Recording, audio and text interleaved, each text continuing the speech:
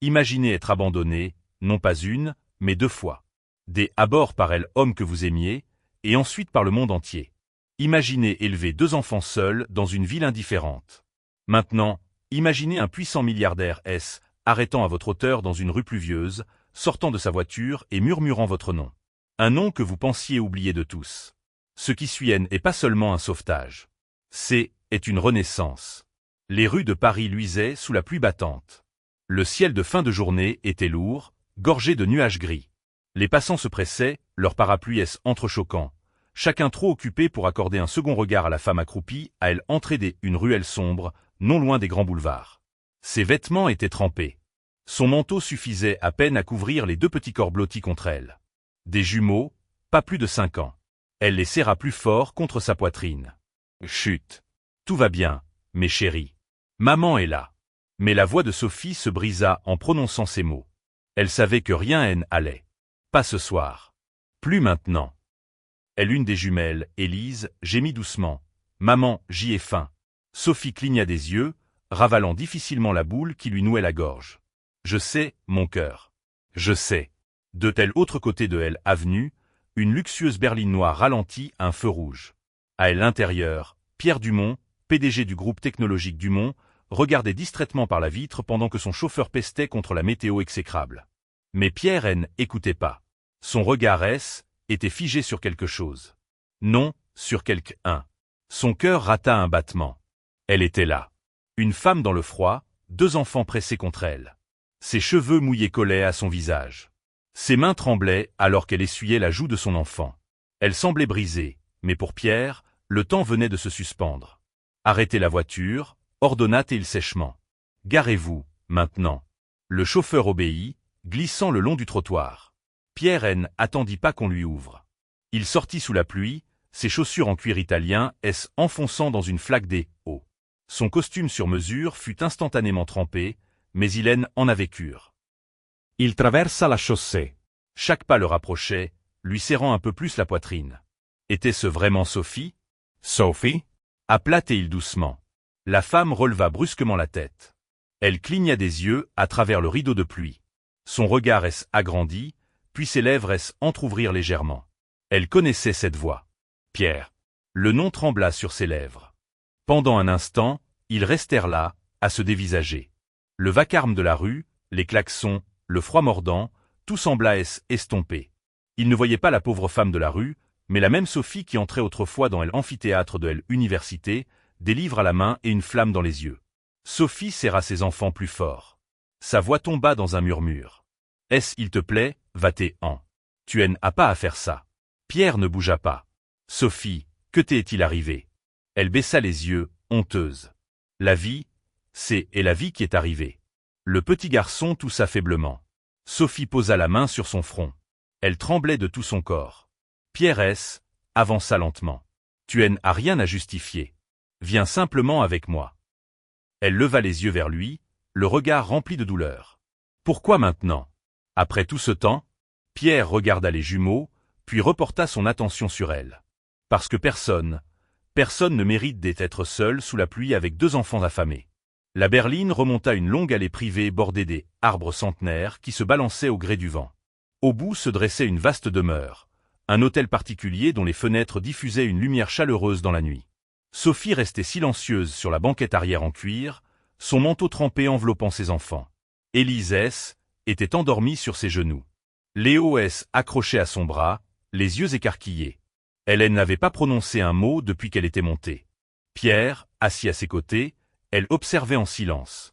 Il ne voulait pas la brusquer. Pas encore. Lorsqu'ils arrivèrent à entrer, le majordome ouvrit la portière. « Bienvenue à la maison, monsieur. » Sophie tressaillit au mot « maison ». À l'intérieur, il faisait bon. Elle sentait la vanille et la cire à bois. Les jumeaux tournaient la tête de tous côtés, essayant de tout assimiler.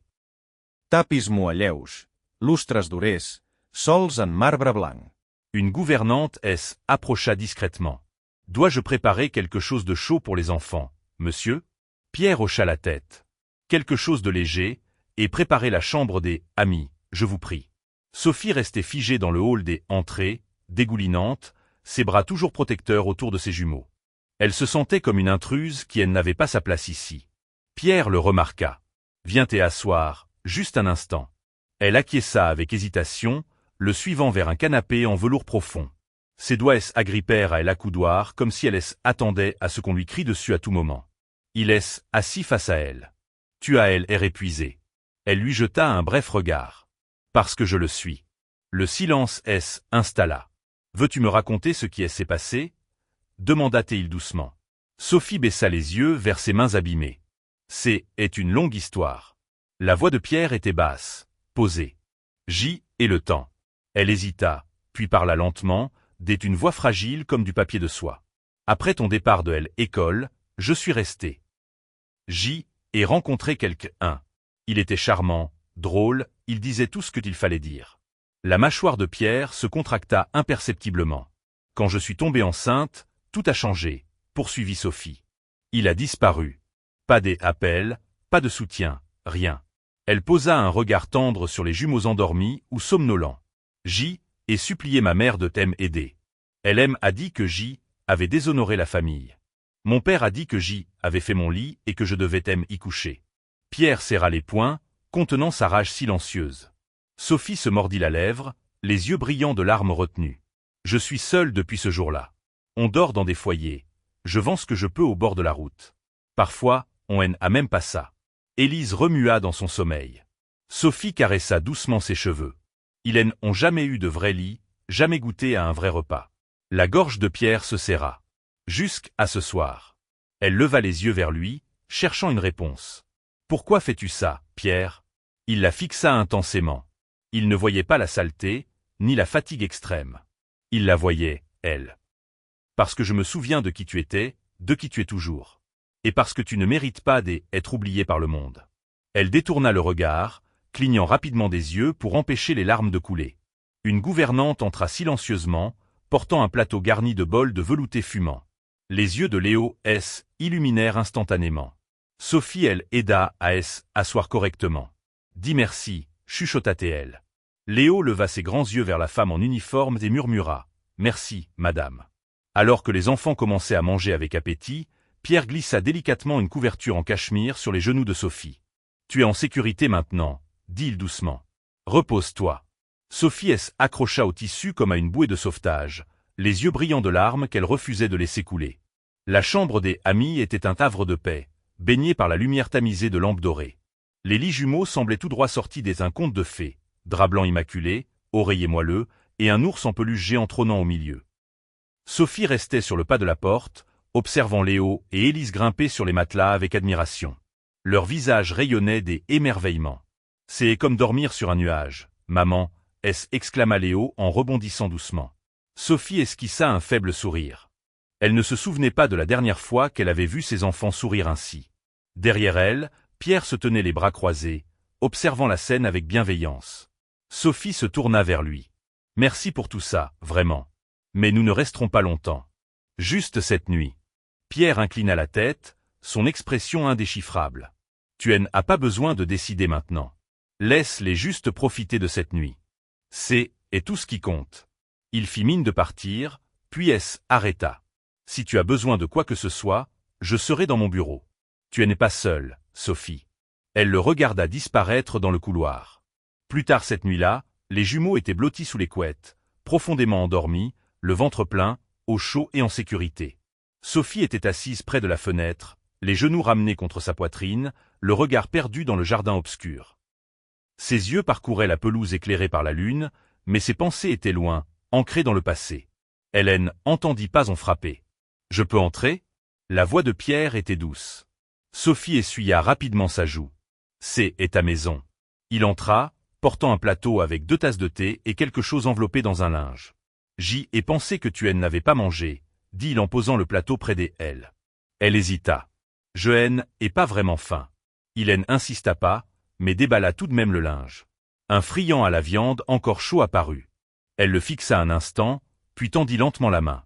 Les friands, était mon péché mignon. Je m'en souviens, dit Pierre avec un sourire discret. Tu en avais toujours un avant les cours en amphithéâtre. La moitié du temps, tu avais fini avant même que le professeur arrive.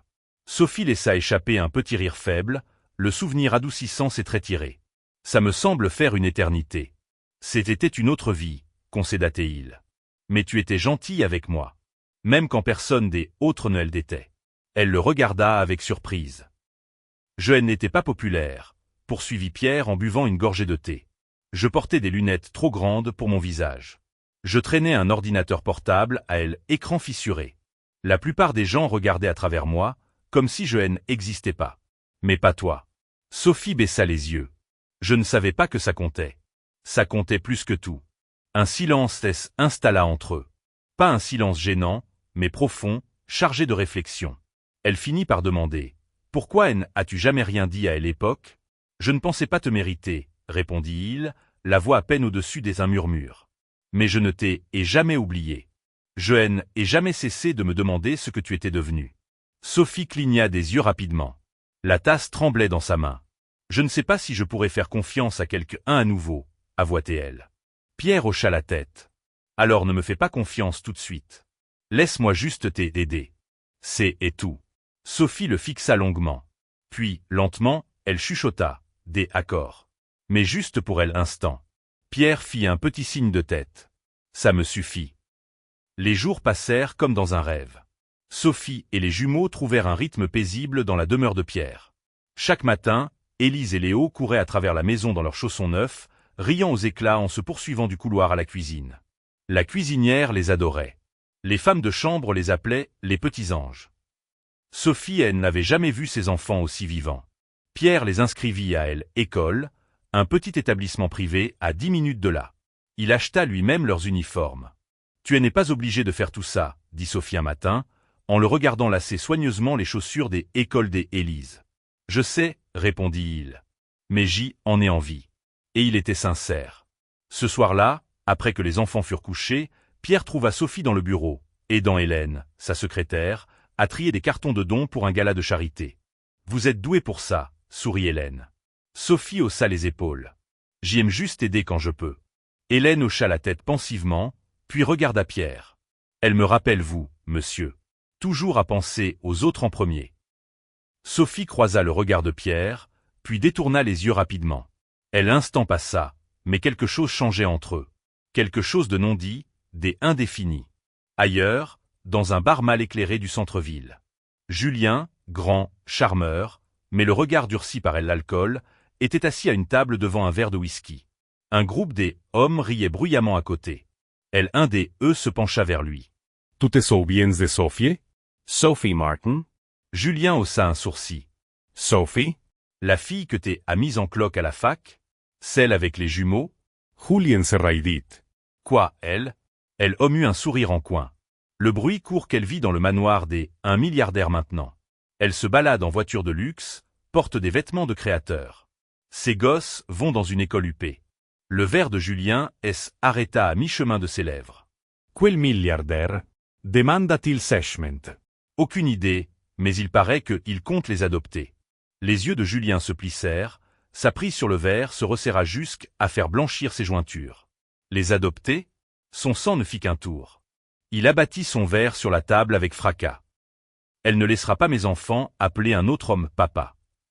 L'homme à côté de lui leva les mains en signe d'apaisement. Du calme, mec. Je te dis juste ce que j'ai entendu. Mais Julien était déjà debout, saisissant son manteau. Il ne s'était pas soucié eux pendant des années.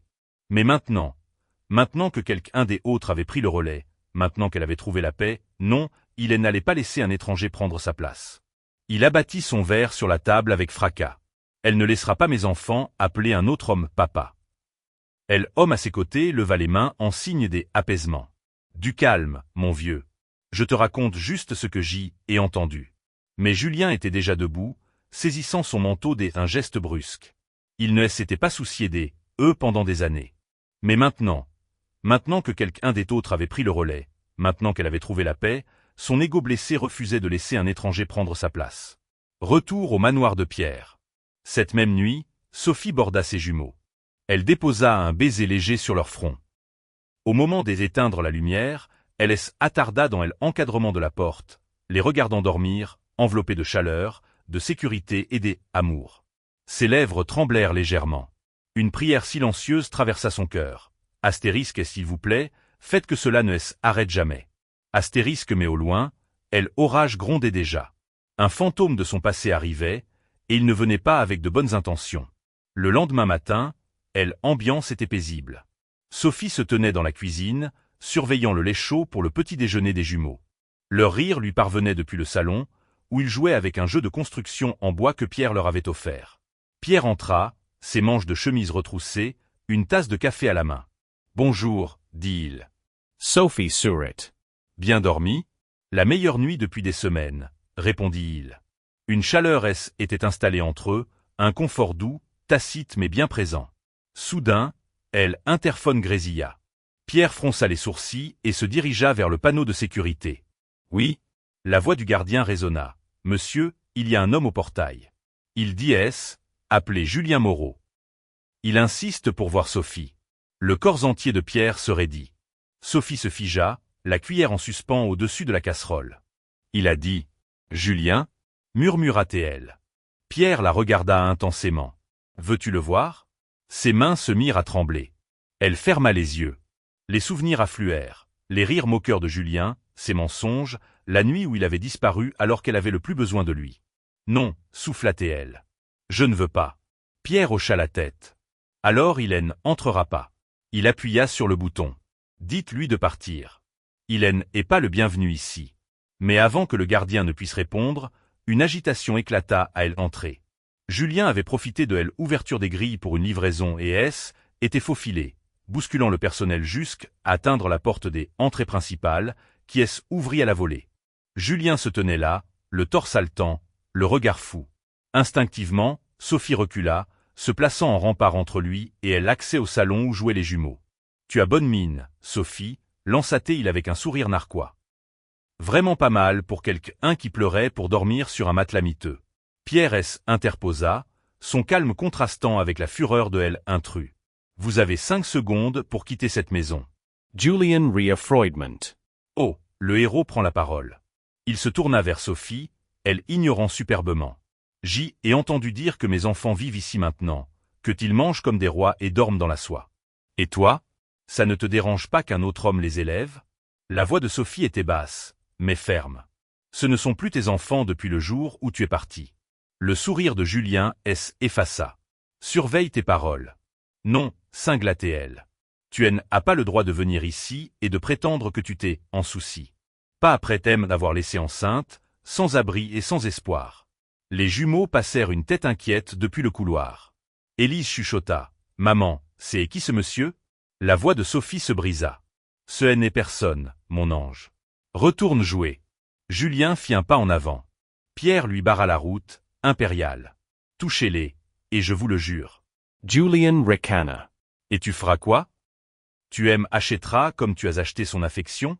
Le ton de Pierre devint glacial. « Ce n'est pas une question d'argent. C'est une question de protéger une femme que vous avez traitée comme un déchet et des enfants que vous ne méritez pas de connaître. » Julien Grimacaveray. C'est mon sang. Pierre avança, réduisant l'espace entre eux.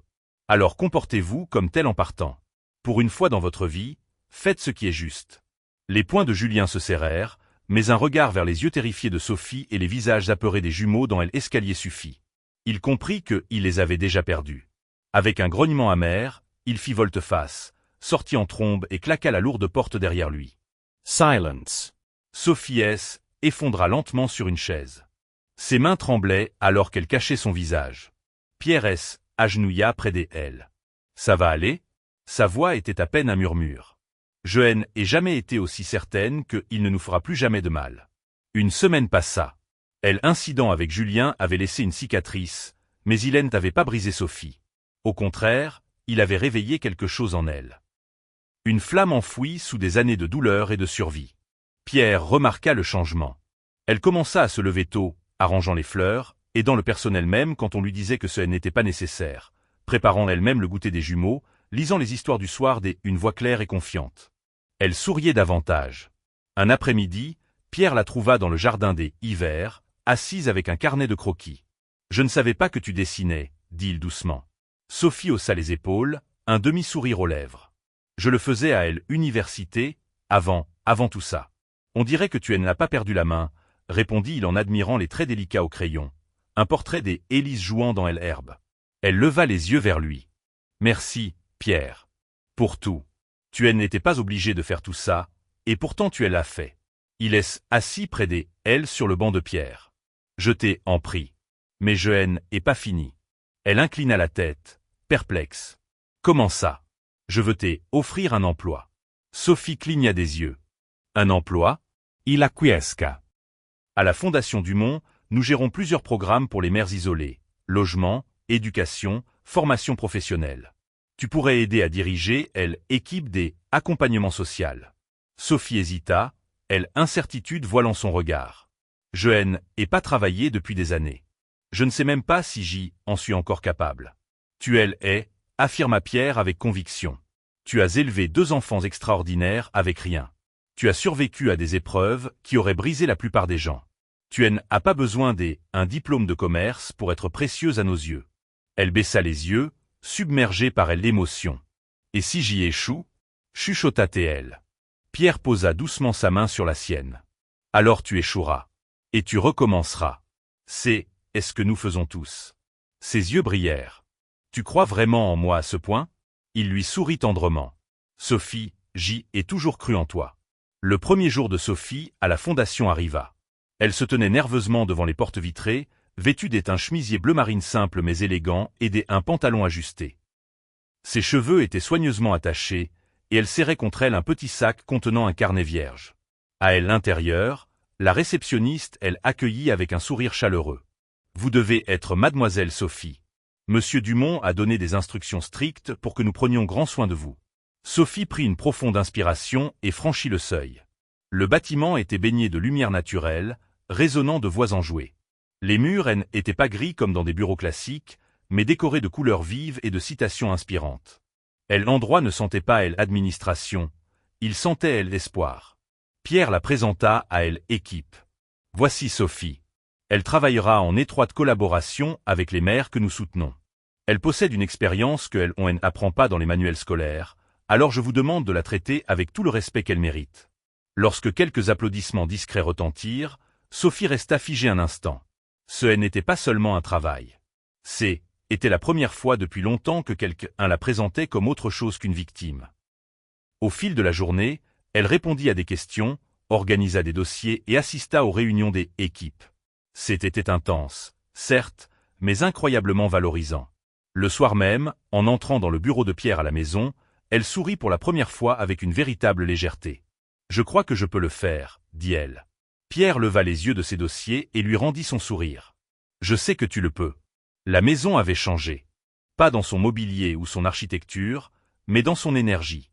Les rires résonnaient plus souvent. Les jumeaux tutoyaient la cuisinière. Le personnel semblait plus radieux au passage de Sophie. Et Pierre passait beaucoup plus de temps chez lui. Un soir, Sophie sortit prendre l'air dans le jardin arrière. L'air était vif. Le ciel au-dessus de Paris se parait de nuances lavande et or rose. Elle trouva Pierre assis près un braseron en pierre, un livre à la main. « Tu n'arrives pas à dormir » demanda-t-elle doucement. Il leva la tête. « Je dors peu ces temps-ci. Trop de pensées. » Sophie assis près de lui, drapant un plaid doux sur ses épaules. « De bonnes pensées » Pierre referma son livre. La plupart du temps, ils restèrent un moment en silence, le feu crépitant doucement entre eux. Sophie le regarda à la dérobée. « Tu as changé aussi, tu sais. » Il aussa un sorcil. Moi? Elle hocha la tête. Tu es plus doux, plus calme, plus humain, finit-elle avec un sourire en coin. Il laissa échapper un rire bref. C'est vrai. Pierre adossa à son siège. Toi et les jumeaux avaient ramené la vie dans cette maison. Je ne réalisais pas à quel point elle était silencieuse jusqu'à ce que j'y entende Lise chanter dans le couloir. Le sourire de Sophie effaça légèrement. Je pensais que nous n'étions qu'un fardeau. Pierre se tourna complètement vers elle, son regard intense. Sophie, ne dis plus jamais ça. Tu n'es pas un fardeau. Tu es la meilleure chose qui soit arrivée à cette maison, et à moi. Le souffle de Sophie se bloqua un instant. Il baissa les yeux, pensif. Je peux te poser une question? Elle acquiesça. Lui, demanda-t-il doucement. À l'époque, à la fac. Julian. Pourquoi lui et pas un autre? Sophie soupira, une trace de douleur traversant son regard.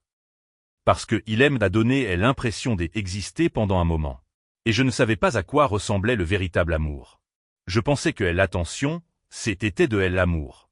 Je pensais que les promesses suffisaient. Pierre hocha la tête lentement. Je n'ai jamais pensé que tu me remarquerais, dit-elle doucement. Pas parce que tu n'étais pas là, mais parce que je ne savais pas que tu regardais. Ses yeux rencontrèrent les siens. Je regardais toujours, avoua-t-il. Pas d'une manière étrange, juste, je t'admirais. Tu avais cette lumière.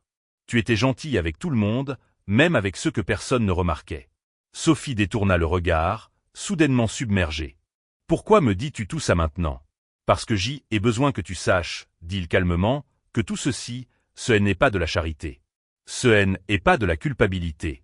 Ce n'est pas de la pitié. C'est moi, faisant enfin ce que j'aurais dû faire il y a longtemps. Les yeux de Sophie brillèrent à la lueur des flammes. Et qu'est-ce que c'est, te choisir? Le silence retomba. Mais cette fois, il n'était pas lourd. Il était plein. La voix de Sophie trembla. Pierre, je ne sais pas si je peux te donner ce que tu mérites. Mon cœur a été brisé tant de fois. Je ne sais pas comment faire confiance à nouveau. Pierre tendit doucement la main vers la sienne. Alors ne me donne pas tout. Commence juste par aujourd'hui. Elle regarda leurs mains jointes. Pour la première fois depuis des années, son cœur ne paniqua pas. Il espéra, tout simplement.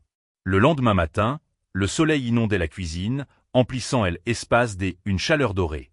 Sophie se tenait près du comptoir, préparant les boîtes à déjeuner des jumeaux, petits sandwichs, quartiers de fruits et jus de pommes. Elle se déplaçait avec aisance désormais, comme quelqu'un qui avait sa place ici. Élise entra en sautillant dans la cuisine, déjà vêtue de son uniforme scolaire. « Maman, je sais faire mes lacets toute seule maintenant. » Sophie sourit avec fierté. « Viens me montrer ça, ma grande. » Alors que Élise faisait sa démonstration, Léo entra plus lentement. Son visage était fermé, pensif. Sophie le remarqua immédiatement. « Qu'est-ce que il y a, mon ange ?» Léo leva les yeux vers elle. « Est-ce que Monsieur Pierre est notre papa maintenant ?» Sophie se figea. Élise intervint, joyeuse. « J'espère que oui. Je l'aime bien. Il ne crie jamais et il écoute toujours. » Sophie agenouilla lentement à leur hauteur. « Mes chéris, Monsieur Pierre est un homme très bon. Mais ce n'est pas votre papa. » Léo fronça les sourcils. « Mais il vient nous border le soir. Il nous achète des jouets. Et il t'a fait un câlin hier soir quand tu étais triste. » Sophie cligna des yeux, surprise. « Vous avez vu ça? On regarde toujours en cachette, » avoua Élise avec un grand sourire innocent. Sophie eut un petit rire doux, caressant leurs cheveux. « Je ne sais pas ce qui va se passer, mes amours. Mais Monsieur Pierre, il tient beaucoup à nous. » Léo inclina la tête sur le côté, insistant. « Alors, on peut l'appeler papa ?» Sophie ouvrit la bouche, mais aucun son ne sortit. Sa poitrine se serra sous le coup de l'émotion. Elle ne répondit pas. Pas encore. Plus tard ce jour-là, dans les bureaux du pôle social de la Fondation, Sophie était assise à son poste, classant des dossiers. Sa plaque de bureau, Sophie Martin, coordinatrice de l'Action sociale, brillait fièrement à côté de son ordinateur.